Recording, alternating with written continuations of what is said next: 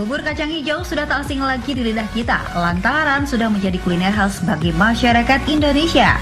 Bubur kacang hijau biasa disandingkan dengan ketan hitam sebagai menu untuk sarapan. Tak jarang juga yang mengkonsumsi bubur kacang hijau sebagai camilan saat sore hari. Selain mudah dibuat, bubur kacang hijau juga memiliki banyak manfaat.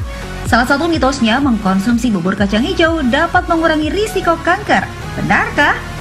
Di segmen kali ini sudah ada Dr. Putri Sakti, spesialis gizi klinik yang akan menjelaskannya untuk Anda.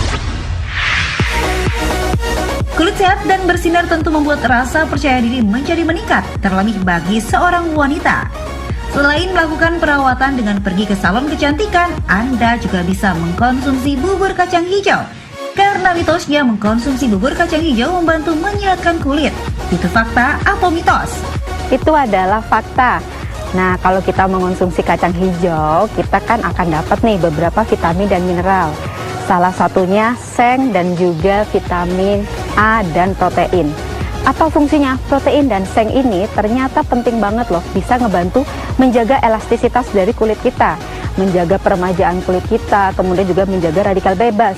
Dan ditunjang dengan efek dari vitamin A-nya yang cukup tinggi. Jadi kalau kita konsumsi kacang hijau, maka kita akan mendapatkan efek yang maksimal atau optimal untuk kesehatan kulit dan rambut kita. Selain itu, vitamin A tadi karena bersifat antioksidan, tentunya bisa menangkal radikal-radikal bebas yang terjadi pada kulit-kulit kita.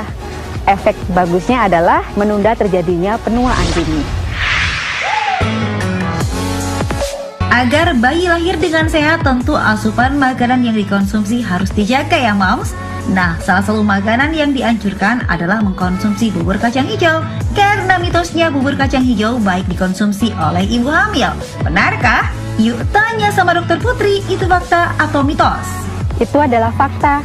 Kalau kita ingin melakukan program hamil atau saat kita sedang mengandung, ternyata kacang hijau juga sangat bermanfaat untuk kesehatan kita maupun calon janin kita. Kandungannya yang tinggi dengan vitamin maupun mineral bagus sekali, terutama pada kacang hijau tinggi yang namanya asam folat. Asam folat ini penting untuk pembentukan janin, terutama pembentukan otak dan sel-sel sarafnya. Apa yang terjadi kalau apabila konsumsi dari asam folat ini kurang, maka bisa terjadi kecacapan janin. Oleh karena itu, asam folat sangat penting untuk masa mengandung atau masa kehamilan. Selain itu, kacang hijau juga tinggi dengan zat besi. Zat besi ini bermanfaat untuk membantu agar para ibu hamil ini tidak mengalami anemia. Oleh karena itu, penting sekali untuk mengonsumsi kacang hijau ini secara rutin. Osteoporosis merupakan kondisi di mana kepadatan tulang mulai berkurang. Kondisi ini biasa dialami saat memasuki usia 35 tahun ke atas. Selain faktor usia, pola hidup yang tidak sehat menjadi salah satu pemicunya. Nah, mitosnya mengkonsumsi bubur kacang hijau dapat mencegah osteoporosis. Fakta atau mitos? Itu adalah fakta. Jadi kalau kita mengonsumsi kacang hijau, ternyata beberapa vitamin, contohnya vitamin K atau mineral seperti kalsium dan fosfor, ketiganya ini dapat bermanfaat terhadap kesehatan tulang kita. Jadi kepadatannya tuh lebih terjaga. Otomatis kalau kita ingin menghindari osteoporosis akan sangat membantu. Apalagi yang bisa menyebabkan kacang hijau ini bagus loh buat kita konsumsi, yaitu kandungan nutrisi isoflavon. Isoflavon ini memiliki efek lain, yaitu dapat mencegah terjadinya osteoporosis. Sehingga gabungan dari vitamin, mineral yang tadi sudah dijelaskan, dan nutrisi isoflavon ini dapat membantu kita mencegah resiko terjadinya osteoporosis di masa tua. Mitos fakta selanjutnya, bubur kacang hijau baik dikonsumsi saat diet. Wah, selain melakukan olahraga bisa juga nih mengkonsumsi bubur kacang hijau. Tapi itu fakta atau mitos? Itu adalah fakta. Apabila kita sedang memiliki program untuk penurunan berat badan atau kita pengen nih ngejaga berat badan kita agar ideal, maka kita juga bisa mengonsumsi salah satunya sumber serat yang tinggi adalah kacang hijau. Namun perlu diingat ya, kalau kita makan bubur kacang hijau, kalau kita ingin penurunan berat badan, kalau bisa jangan mengonsumsi santan atau ekstra gula yang terlalu banyak. Nah, selain itu, ternyata selain tinggi serat, di dalam kacang hijau ini juga ada zat-zat tertentu yang bisa membantu kita agar menekan dari hormon yang dapat menyebabkan rasa lapar pada kita. Sebaliknya, dia justru dapat meningkatkan hormon-hormon yang akan berperan dalam efek rasa kenyang yang lebih lama. Tentunya akan sangat membantu kita nih yang perlu untuk pengaturan berat badan agar lebih ideal lagi. Penderita anemia sangat dianjurkan mengkonsumsi makanan dengan zat besi tinggi. Hal ini dikarenakan sel darah merah dalam tubuh lebih rendah dari batas normalnya. Hal tersebut membuat tubuh mudah merasa lemas dan juga pusing. Nah, mitosnya mengkonsumsi bubur kacang hijau membantu mencegah anemia. Benarkah? Yuk tanya lagi sama Dokter Putri, itu fakta atau mitos? Itu adalah mitos. Memang benar, tadi sudah dijelaskan di awal, kalau kacang hijau ini bagus karena tinggi dengan asam folat dan zat besi. Yang keduanya ini dapat kita gunakan untuk pembentukan sel darah merah. Tetapi sel darah merah ini akan lebih optimal apabila pembentukannya dari zat besi yang sifatnya berbentuk hem. Sedangkan pada kacang hijau jenisnya adalah non-hem. Maka kandungan zat besi yang berada pada kacang hijau ini kurang bisa diserap dengan optimal. Oleh karena itu, kita harus mengonsumsi makanan berupa gizi seimbang yang semuanya komplit. Mulai dari protein hewani seperti dari daging-dagingan atau protein nabati salah satunya dari kacang hijau. Oleh karena itu, konsumsilah yang rutin dan seimbang agar kita bisa tercegah dari resiko terjadinya anemia. Memiliki kolesterol tinggi tentu mengharuskan Anda untuk membatasi asupan makanan yang dikonsumsi. Salah satunya adalah dengan menghindari makanan yang mengandung kolesterol tinggi. Jika Anda abaikan, tentu dapat menyebabkan masalah serius bagi kesehatan. Mitosnya mengkonsumsi bubur kacang hijau dapat membantu menurunkan kolesterol. Itu fakta atau mitos? Itu adalah fakta. Apabila kita membicarakan tentang kolesterol, itu merupakan salah satu jenis lemak yang jahat atau tidak baik untuk tubuh kita, sehingga biasanya disangkut pautkan dengan beberapa penyakit kronis seperti sakit jantung.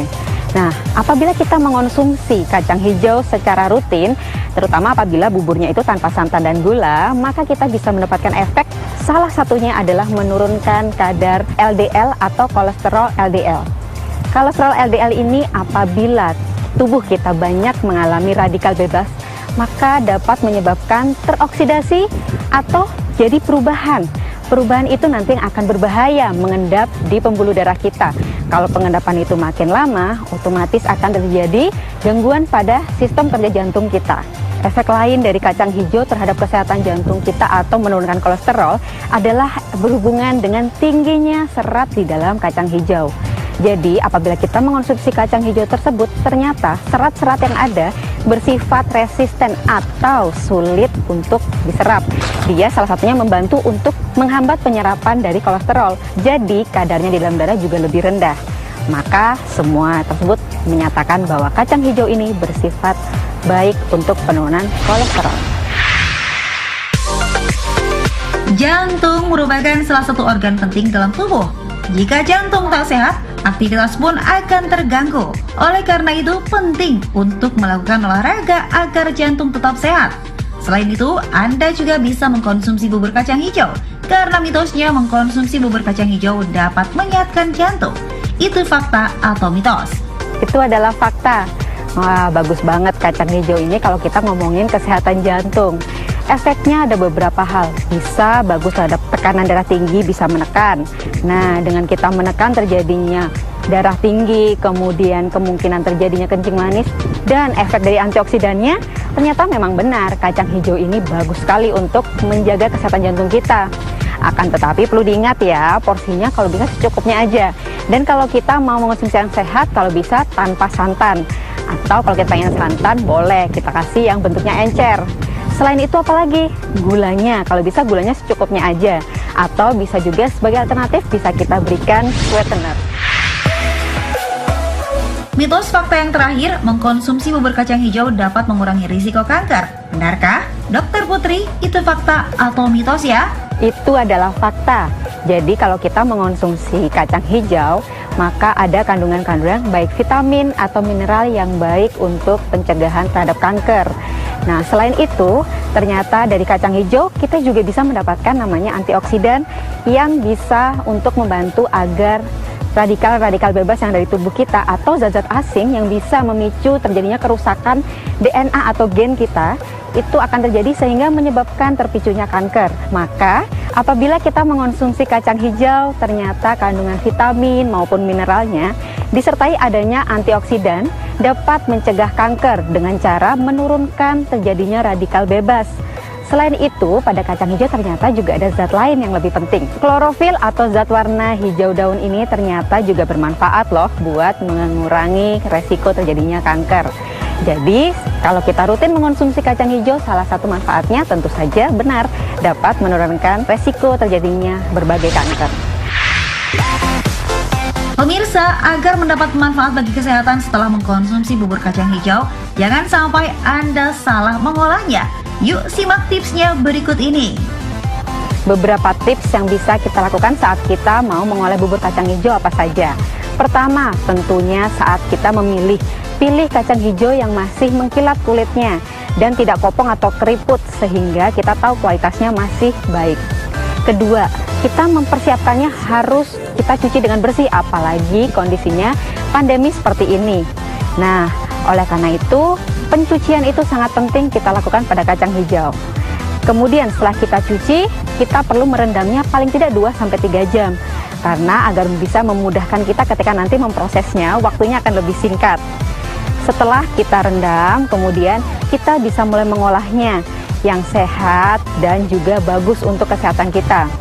Nah, setelah kita rebus sekitar 5-10 menit atau bisa juga kalau ingin diperpanjang 15 menit.